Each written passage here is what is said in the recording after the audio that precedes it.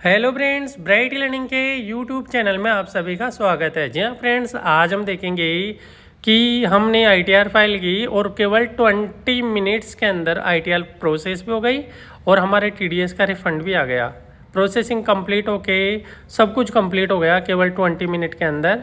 यहाँ ये प्रोसेस देखेंगे, यहाँ फाइल सक्सेसफुली लिखा हुआ रहा है। 14 जुलाई को हमने आईटीआर फाइल की, रिटर्न वेरीफाइड 14 जुलाई, प्रोसेस 14 जुलाई और प्रोसेस ऑन भी 14 जुलाई यहाँ पे आ रहा है। इसका प्रोसेस मैं आपको लाइव दिखाने वाला हूँ आगे।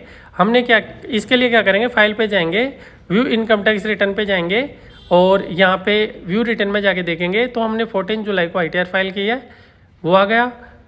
पेंडिंग फॉर वेरिफिकेशन यहाँ पे आ रहा है।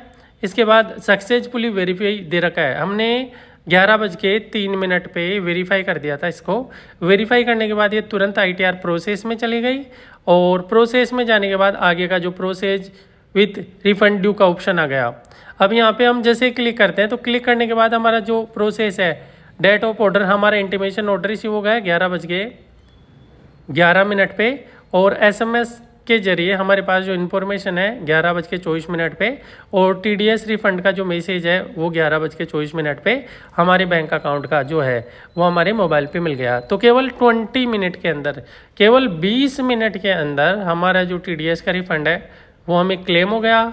ये कैसे सक्सेस है और वो प्रोसेस करता है, हम यहाँ पे देखते हैं। असेसमेंट ईयर सेलेक्ट करेंगे, टीडीएस का प्रोसेस भी यहाँ देखेंगे और टीडीएस का प्रोसेस देखने के लिए यहाँ पे क्लिक करेंगे, सबमिट वाले टैब पे क्लिक कर देंगे। क्लिक करके यहाँ पे लिखा हुआ है refund send by the banker, 14 जुलाई यहाँ पे आ रहा है। 14 जुलाई को हमने फाइल की थी, 14 जुलाई को हमारा जो टीडीएस का रिफंड था वो हमारे बैंक अकाउंट के अंदर यहाँ पे क्रेडिट हो गया है। विदिन 20 मिनट्स के अंदर, विदिन 20 मिनट्स के अंदर हमारा आईटीआर प्रोसेस भी हो गया और रिफंड भी हो गया। ये कैसे पॉसिबल है? देखो, वैसे तो आईटीआर के अलग अलग फॉर्म पे अलग अलग प्रोसेसिंग टाइम होता है, बट आपकी अगर सभी इन्फॉर्मेशन सही है तो ये हो सकता है।